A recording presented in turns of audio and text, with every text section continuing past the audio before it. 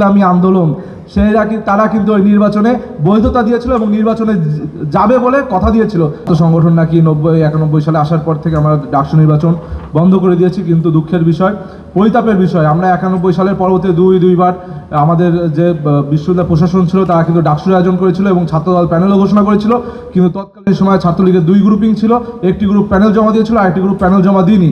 সেই প্যানেলের সাথে অন্য ছাত্র সংগঠন মিলিত হয়ে সেই ডাকসুকে বন্ধ করে দিয়েছিল। এটাই হচ্ছে সত্য এবং এটা আপনারা কেউ ঘাটলেই জানতে পারবেন। আরেকটি বিষয় হচ্ছে এই নির্বাচনের কেন্দ্রিকতায় আপনারা যেহেতু ছাত্র সংগঠন নিয়ে বলেছেন, দল নিয়ে বলেছেন, আমরা 2018 সালে একটি জাতীয় নির্বাচন হয়েছিল, আপনারা জানেন। সেই নির্বাচনে বিএনপি, জামাত সকল যারা ফ্যাসিবাদ বিরোধী ছিল কেউ কিন্তু সেই নির্বাচনে যেতে চেয়েছিল না, কিন্তু ইসলামী আন্দোলন তারা কিন্তু ওই নির্বাচনে বৈধতা দিয়েছিল এবং নির্বাচনে যাবে বলে কথা দিয়েছিল। পরবর্তীতে 18 সালে পরবর্তীতে বলেছিল শেখ হাসিনা ধোঁকায় পড়েছিলাম।